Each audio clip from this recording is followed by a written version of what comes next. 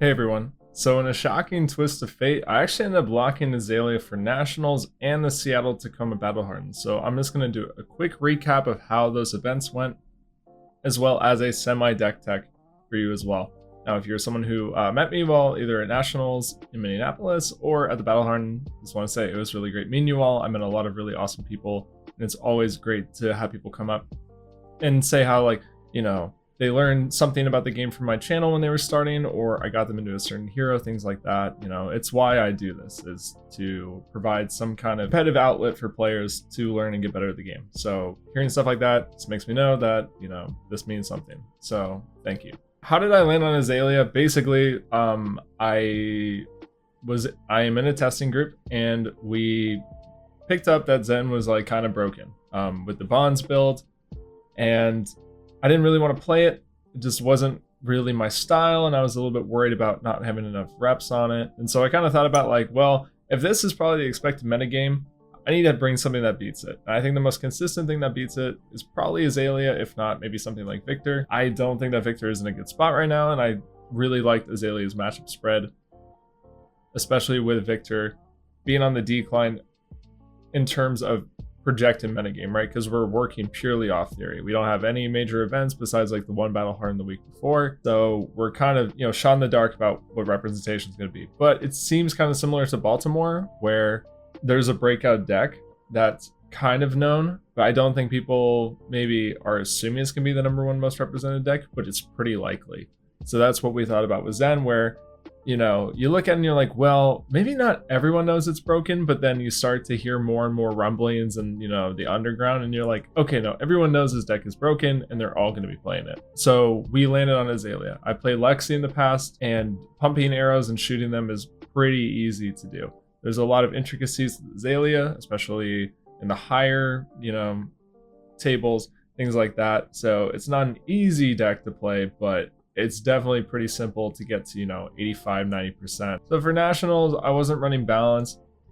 Instead, we were opting for the Battlefront Bastions in the sideboard slot. So to quickly run down my Nationals run, day one, we ran into Levi round one, and I had a pretty good turn one. I think I dominated Red in the Ledger, or something like that. I dominated something that was powerful. My opponent didn't really do much on turn one. I think there was a Seek on it as well.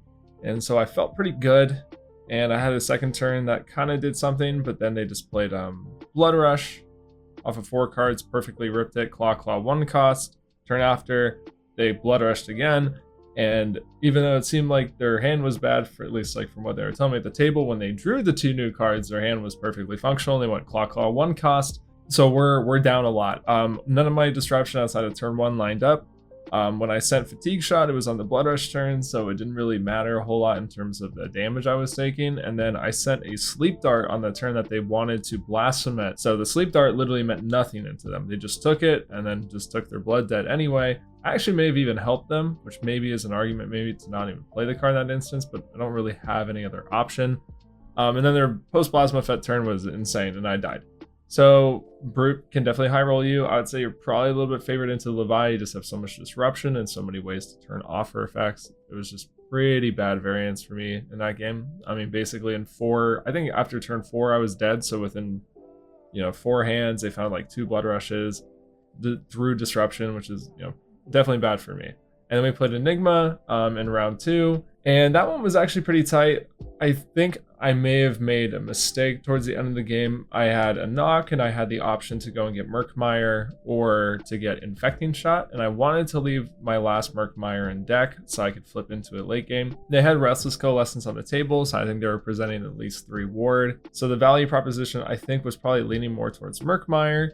But I didn't feel like I was super stressed in terms of me needing to push that effect. Now, what got me in that turn is that they had not shown me that they were running this card. We were basically into second cycle at this point, or at least very close to it, and I had not seen Oasis. And so I play the Infecting Shot, and they play Oasis from hand, and I'm staring at a Murkmire that, could have been played, and I'm like, wow, that would have probably been game winning here, but I just didn't have the information. They hadn't pitched one, they hadn't played one, so I had no understanding that was even an option in the deck, right? And earlier in the game, I kept a hand that was going to play a few Bolden shots into a Codex and then recur a Murkmire with a buff on it and play it. Pretty telegraphed line, but I felt really good about it. And then on their turn, they played Passover to transcend for something, and they ended up banishing my one of Murkmire in my graveyard. And this was after they swung with all their stuff with Go Again, and it was the last thing they did. So I had already taken the damage and I was committed on my line. Absolutely backbreaking. My line was still okay, but having to go get like a drill shot instead of, or it wasn't even drill shot. I think I had to get endless, which is like the worst Codex 0-cost target to get because you already have a ponder. You don't care if the endless hits or not. So pretty bad. We started at 0-2. We bounced back a little bit. We play against the Zen.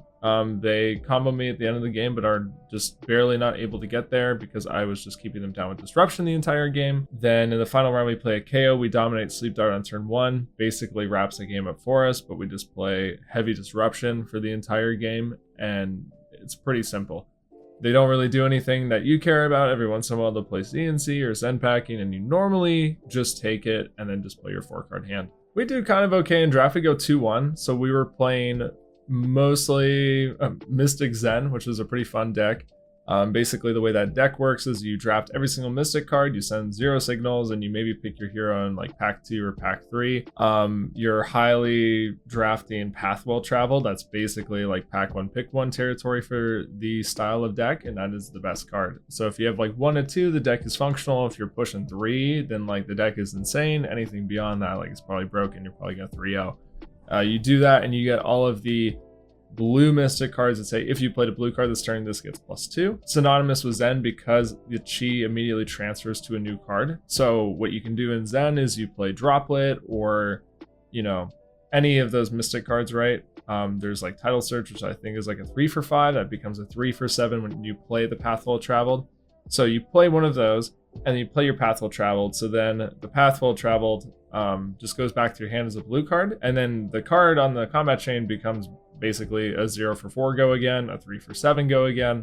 Pretty broken, right? And then you get to tutor with the cheese, so you can go get like Pouncing Key, play your Crouching Tiger for 0 or for 1 if you swung Kakara earlier, and then you get to finish with like a Pouncing Key into something else.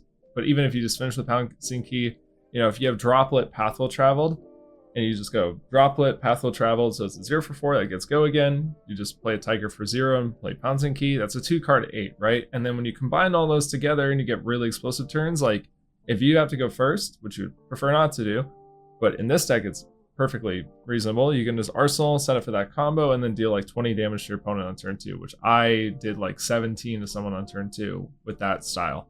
So pretty easy deck to draft if the table is not super aware of it. So we did that. We went 2-1. I lost one of the games because I messed up 2 of the different Mystic cards because the art was almost identical, except one of them is a 1 for 3 that becomes a 1 for 5 if you play blue, and there was a 3 for 5 that becomes a 3 for 7. And I was just gonna play the 3 for 5 because I had to block a little bit for my turn, and then we were just gonna try to kill on the next turn. And I don't know what it was, long day, and the arts are basically the same except like flipped. And I played the 1 for 3, and I decided not to ask my opponent if I could take it back because I just straight up forgot. Like that thing was on the combat chain for like 10 seconds, and then they were asking like, how many resources do you have floating? I was like, well, I shouldn't have. In my head, I was like, I shouldn't have any. And I look at it, and then like it clicks, and I'm like, oh, I have 2. And then at that point, I'm like, well, I have a card in Arsenal, so I could be bluffing that I have something. And if I ask if I can take it back and they say no, it's very obvious that it was a mistake, and then they just block or probably don't block me. But my opponent blocks the whole card, which was, I think, incorrect, and they only did it because they thought I was about to do something. So I just decided to just keep my mouth shut and say nothing and just hope I could bluff my way into getting something from my opponent, which I did, but the 2 damage actually mattered at the end of the game and determined the outcome. So I lost that game because I mixed up the 2 cards. So could have gone 3-0, didn't go 3-0. We go into day 2, and we do the same draft strategy. I play against a Manifestation of Mirror guy, which literally just wins him the game on the spot. I play the Zen Mirror and have to go first, and I don't exactly get the combo I want, and my opponent comes out of the gate swinging. I end up losing that game to a thin margin, and then we play anew in round 3 and win. So now we're into CC again, and the CC today we run hot. We go Azalea, W. We'll get into it a little bit because I actually do think that there are some smart decisions you can make in the mirror, but for the most part, it does feel pretty coin flippy. about who can resolve more codex and who can resolve more rend the ledgers, and it just happened to be in my favor for that game. We play against another KO, same thing as before.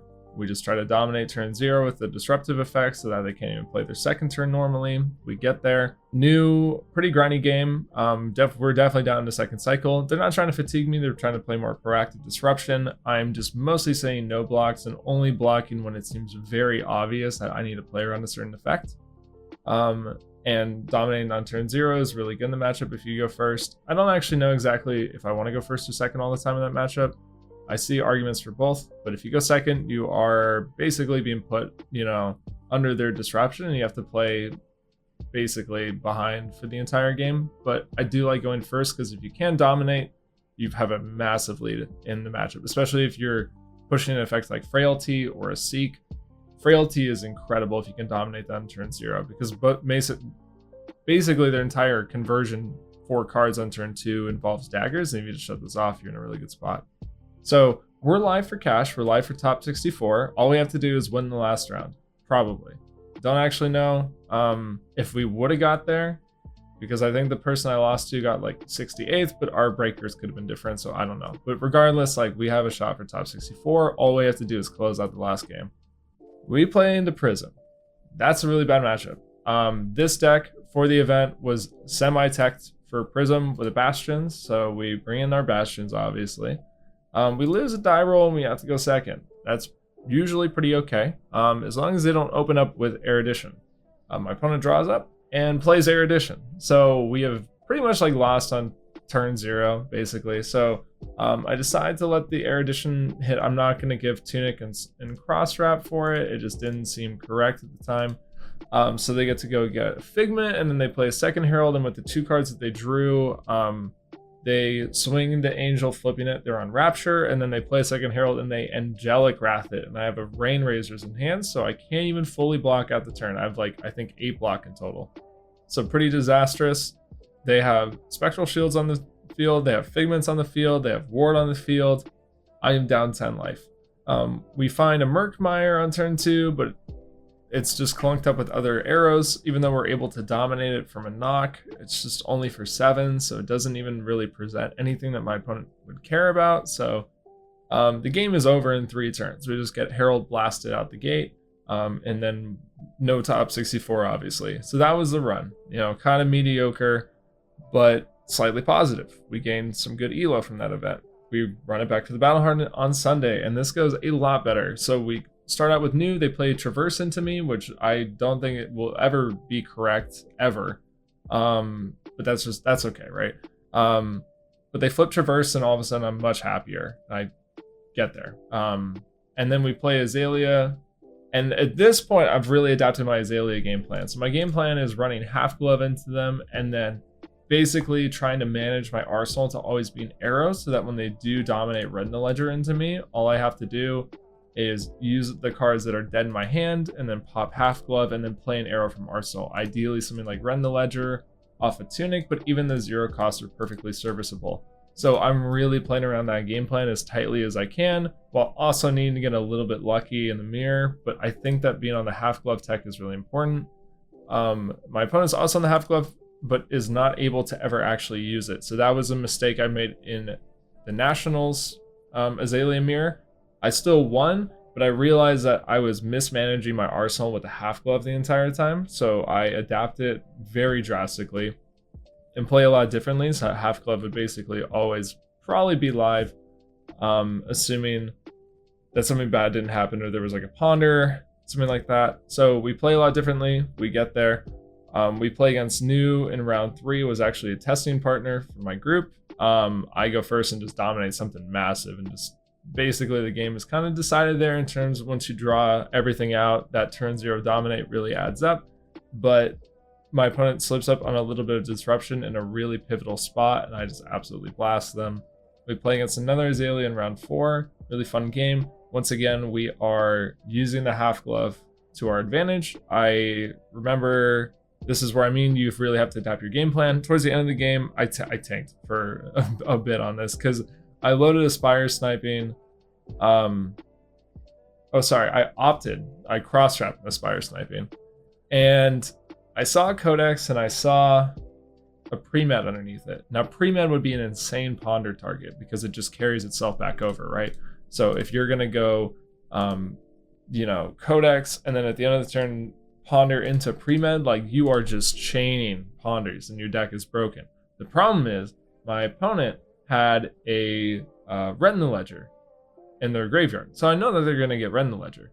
So even though I'm gonna flip the top of the deck, I'm going to flip into the Codex for my arsenal and then play it with a bunch of buffs and fire it. I know that my opponent's sending back Red in the Ledger, which is really bad for me. So I need to find an arrow to put into arsenal, and pre-med's not an arrow. So I end up reordering them after the Spire Sniping trigger to put the pre-med on top. And then we opted to the bottom, which now means I'm working with a blind card, but I'm digging for an arrow because I'm playing out my entire hand. So I play out the entire hand, we play the Codex, and we find Drill Shot off the ponder. So I'm just like, I just won the game because my opponent went to 1 to do this. They play out their Red in the Ledger. We obviously have to take it because it's just too large to block. So I take it, block with some cards, but keep just enough that I get to then send Drill Shot for 8. We rip their entire hand basically. And then the game is just locked up from there. So Half Glove really felt important in the mirror, and playing around it, I think is very important. So we're having a pretty good run so far. We go into round 5, we play against the Zen. Zen game plan is pretty simple, right? Like we are just chaining disruption the best we can. I guess to clarify a little bit, I think Sleep Dart is really important. It keeps them from being able to use the chi. So if they were planning on having a combo turn that involves transcending and tutoring for potentially one of the combo targets, so that would be Descendant or Bonds, this does not let them do that, which can sometimes be the difference between their combo turn even functioning at all. So the way that I prioritize the arrows is always Red in the Ledger. If you can get it right, you're always digging for this. If you ever have the option between Red in the Ledger and literally any other arrow, I don't care. You are playing Red in the Ledger. It is the best arrow in the deck. However, once you go down and you don't have Red in the Ledger, let's say you're, well, you would like to Codex it back as many times as you can. Sometimes maybe you haven't found it yet. I really like playing Sleep Dart if I am not able to find Red in the Ledger because this stops them from comboing. And then the final one is Remorseless. Now, Remorseless early game is really bad. If they play 10 cards in their combo turn, which sometimes they do, 10 action cards, something insane like that. Okay, maybe not literally 10, but you get the idea, right? Like more than 5, right? It's combo ninja. If you play this on turn 1, or like let's say turn 2, right? And they're gonna combo you with like Art of War or whatever. They're gonna like block with everything. They don't really care about taking, like, let's start a hypothetical 10, 15 damage. We'll start with something stupid like that, right? They don't care about taking 15 because you just lost the game, right? So, if they go from, 30 to 15 or whatever, assuming that they like took the arrow in this hypothetical, Remorseless doesn't stop them from comboing. So it doesn't stop them from killing you. So you still lose the game, even though Remorseless is like a 1 for 15 or whatever. It's stupid. But that doesn't stop them. So when you want this is when they're low enough that if it does hit, they actually literally cannot play out their combo turn. If they're like sub 10 or something like that, that's when like this card is essentially Red in the Ledger. Unless they're going to play on smaller hands, which is totally possible. But Remorseless is really good in the matchup, but it's like the last arrow I want to find. So I'm going to try to play all my copies of Red, all my copies of Sleep, and then I'll start playing Remorseless. Now, obviously, it can be like as little as like a turn 2 or turn 3 type game. So you don't really have the option. I'm just saying that's how I prioritize the arrows. So we play against 2 Zens in a row. We get there in both of them. Then we play against Jacob Ba.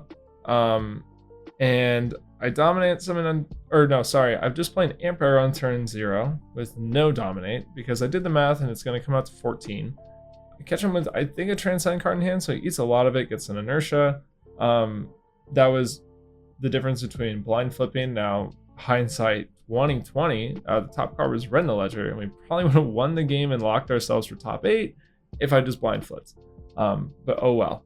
So he actually returns with, I think, like 15 damage going second, which, no arsenal, no setup or anything. That's pretty bad for us, right? Like, obviously Zen has good rates, but sometimes it is mixed with like on rates to sub below, like sub, pretty bad rates, like, because They're kind of like a combo style deck. Now the deck is just really good in general, but we don't get there. It's actually like a really tight game, but that actually really mattered a lot.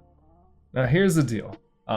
The battle hardened was so large that they decided to bump it up to 9 rounds. That was just the policy. And so at this point, you know, if it were 8 rounds, I would probably be locked at this point, being 6-0, even if I lost the last 2. And 9 rounds, it gets a lot more dicey though. If I lose 3 in a row, which as you can see from the screen here, spoiler alert, does happen, I miss top 8. Now, all I have to do at this point after going 6-0 is just win any one game, and I'm basically locked.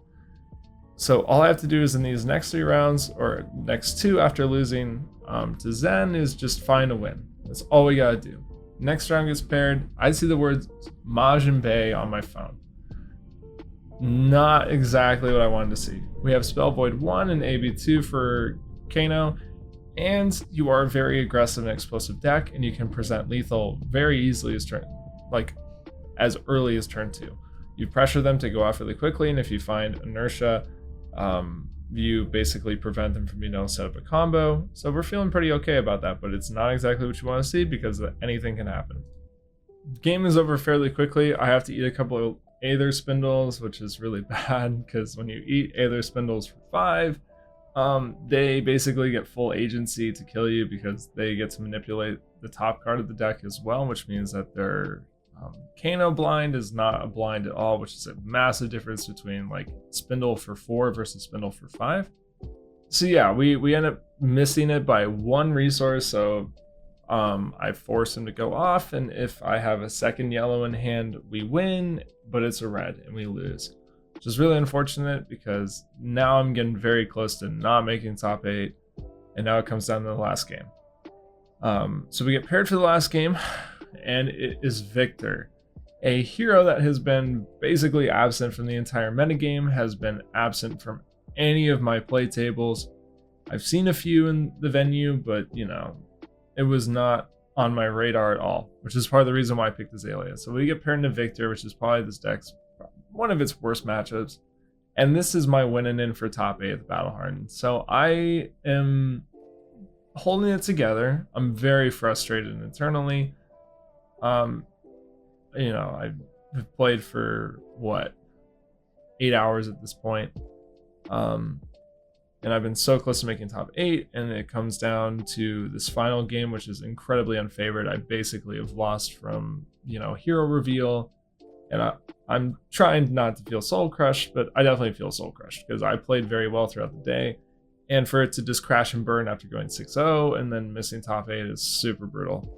The game is very close. My opponent is playing a lot of clash misses, which is something I've noticed with the latest Victor list. So I win a trounce into them. Like, this is probably like everything I need to have in my favor to win the match. And then finally, at the end of the game, I have to make a call about whether or not they have pummel. They played one, they have pitched one. We're not in a second cycle yet. I'm basically in the second cycle, but they aren't. I have a lethal winning line if I basically just put them on pummel. Basically, I lock in the decision. If they have pummel, I lose the game. If they don't have pummel here, I win the game. Pretty risky. I could have overblocked to, you know, play around that, but then I don't think that my line wins, and I just need to make the call. And I made the call. We lost. They had pummel. Brutal. So we start from 6-0 into 6-3. We missed top 8. But the person who I beat in round 6, Michael, was really cool, really awesome meeting you. And he got in as I believe the X2. So if I had won that match, it would have been me who got in at 8th because I beat him in round 6 and was still undefeated. So shout out to you. I'm glad you were able to make it. But yeah, so our run is done. So two days of barely missing cash due to the last round, you know, pretty brutal. We're gonna jump into what I ran next week. And the next week we make a few changes. So this is for the Battle Hardened. Biggest thing is I went back and forth on balance. I don't really even like it, to be honest. I played it for KO, but the thing is in the KO, I kind of like Crosstrap being able to help me dig for disruption because the disruptive arrows in the KO are really good, especially Fatigue Shot and Sleep Dart and Rend the Ledger if they're on Arsenal or they have agility. Like, I want to dig for those cards. I don't just want to have to blind and then just get like this weird like marginal upside of being able to pop this for a card draw. especially when the block value doesn't really matter a whole lot. Like, you can't block with a 3-block this and stop CNC for 7, right? So there's kind of like no point really in having this card except for being able to 2-block with this on like a CNC, but it's just, I don't see the use case. I think if I were to run this back, I would just cut it. The other thing was running it for Prism, so I can block the first Erudition, and then if that one hits, if they have Wrath, or the second Erudition hitting, I can pop this and keep tempo on them. I like that one a little bit more. But so our changes for the day were just running that, and then all we did was basically just cut Bastions, but we included Battering Bolt. Now, Battering Bolt was very good because what this does is it stops Enigma and New very hard, right? Because it rips all reactions out of them, so it's very good into New, especially when a lot of their card base are reactions. So you have the potential to shut down their turn entirely, especially if their only blue card for the turn was something like a blue Hiss or something like that. You have the potential just to shut everything down off the rip. On card economy is really good. And then into Enigma, this clears the wards out of their hands, so they're forced to play the wards, you know, in response to the trigger if they want, or they have to play them to stop the effect and to soak damage. Either way, it's better for you as opposed to them playing them on their turn and then getting to swing them sometimes with the floating resources available. And it's a really easy swap too, because you already have the yellow base to play it if you flip it off the top, but if you do need to load and play it, all you do is you just change the yellow Spire Snipings to blue Spire Snipings, and I did not have trouble playing the card over the weekend. And then the only other thing we did is we cut the 3 Bastions for 2 of these, and they're still semi-poppers and were relevant playing against Prism. And then that third one we changed to Balance. Now, if I could run this all back again, I think I would maybe consider either Spell Void 2, right? So running the boots, or this being a 3rd Bastion or a 3rd Fatigue Shot. So that's it. That was all we ran back. And looking over this list right now, it's very similar to Brody's. I didn't even feel the need to explain the deck list because I'm assuming people at this point know what this list is. The only difference is that I was running a 1-of Searing Shot instead of a 3rd Drill Shot because of the Misfill heroes basically running out of armor very quickly, except for New. So if you play against Enigma or if you play against Zen, there's a lot of instances where Drill Shot has no additional on-hit value, but Searing Shot would still give you +1. So I liked the 1 copy and it was relevant in a few spots. So we run it back for the Battle Hardened. Battle Hardened is weird because we start by playing against Prism. I go to blind, I go first. I go to blind because I really want to dominate on turn 0. I actually whiff entirely and have no arrows, and I pass. My opponent apparently had like basically all non-blocks, I think like 3 non-blocks. And so instead of us dealing a bunch of damage, which would have just been playing our Bolden Shot with all the pumps on it, you know, if we had perfect info, was instead getting to play Genesis on turn 0 and me not being able to clear it while also dealing no damage. The game was basically over at that point, but we played a fake pretend game for like 4 turns or 5 turns, where I also didn't find an arrow for turn 2 either, partially thanks to balance because I was not able to dig further with cross wrap. So it's not until turn 3 that I actually play an arrow. The game is basically done. Maybe it was a mistake on my part about what I did turn 1, but everything past that was entirely out of my hands. We now have the worst breakers, especially for a slightly shorter event. This is like where you never want to be. We have to basically win out from here, or at least not lose until the last round. We play against Zen. We beat Zen.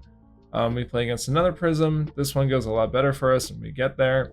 They destroyed their Footsteps to block an arrow and then send an Erudition with Goliath Gauntlet, and we drew the Battering Bolt, and so we were able to pop the Erudition for 7, and then we couldn't even regain an action point. Game was locked up at that point. We play against a Victor. Really grindy game, goes down to Fatigue. I have like 4 cards left in deck, but I'm being very careful, and I'm saving Codex plus some pumps for the end game. So we're able to get there just by playing Codex of Blood Rot and then just like stacking an arrow and firing it. But even if that didn't get there, the following turn was probably also going to get there. Play against Hatchadori. Hatchadori feels pretty good for you as Azalea. You have a lot of frailty effects, and so that really messes with the numbers. And also your numbers are just usually turn to turn better than them, and they don't present any disruption. The only hard part with Hatchadori is how defensive they can be with their armor fridge, plus if they're running shunts, which my opponent was. Then we play against another testing partner of mine on Dash.io, and we're able to get there pretty comfortably. Basically just chaining disruption meant that he could never combo off, and he had to play more small mid-range for most of the game, so not really too much to discuss there. Frailty was timed very well, and stopped basically High Octane from doing anything. And then we play against Kano again. It has been 6 days since the Battle Hardened when Kano last crushed my dreams. We beat Victor this time, and we beat Prism this time, so you know we're square on those. But Kano we still have a grudge for, right? Part of the reason we didn't make top 8 at the Battle Hardened. And my opponent just rips gas. Like, I think as early as turn 2, I think, or was it turn 3? I don't remember. I blocked that out of memory. But they ripped Wildfire plus double Blazing off the top. Or was it? It might have been double Wildfire, double Blaze, or no, double. It was double Blazing Wildfire. It was way better than 2 Wildfires and a Blazing. Absolutely brutal. We almost win the game. We almost get there despite that. And we present a line at the end that they have 4 cards with almost no information at the top of their deck. So we play a line where we force them to go off. It is lethal, and in a way that, like, you know, if they block, they probably still die. Because we pop Bullseyes to fire Bolden Shot. And so they gotta go off. And they, off the top, you know, if they hit a blue here or something like that, I think we just won the game because we're at 7. They hit red Aether Flare into red Spindle, and we die on the spot instead. And at this point, we are out of contention for top 8. So in 1 week, Kano was a gatekeeper for making top 8 at both Battle Hardens, which is just absolutely brutal. Spell Void 2 would have been relevant in both games, but it's hard looking back on that, right?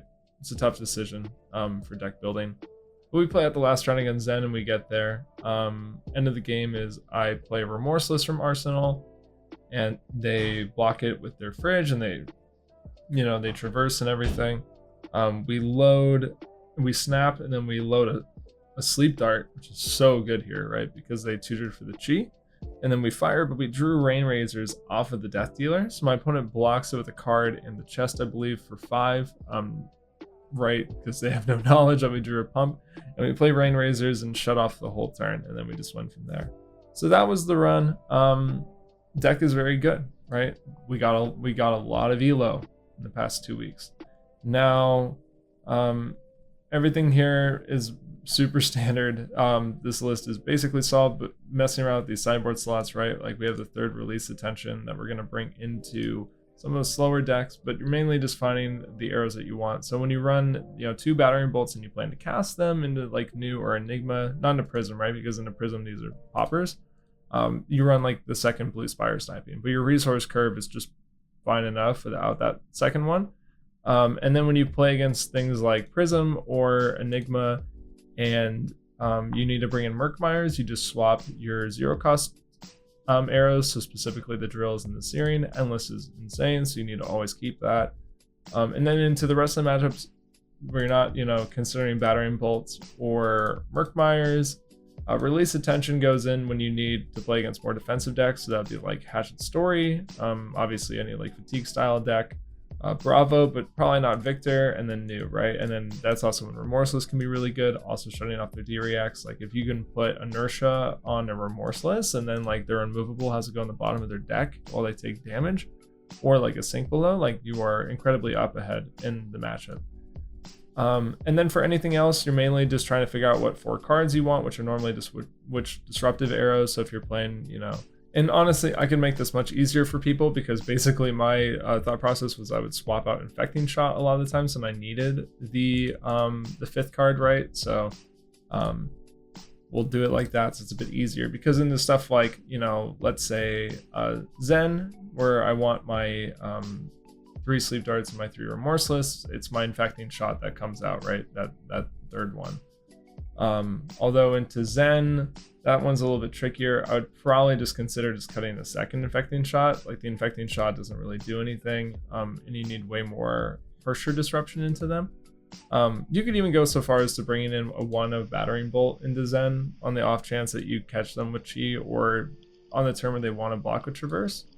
So you could even experiment with cutting the other 2 infecting shots from the list, but I think this setup is probably a little bit easier for some of these arrows, like, you know, into KO, you're going to run 2 fatigue shots and 3 sleep darts, so those just go right in. So infecting shot can be a card that flexes in and out of the deck because it's a 1 for 7 if it hits, but some of these get more value, like sleep dart and fatigue shot are worth more than infecting shot into brute. So that's like the 1-of card that comes out, so you can run these 5 into them.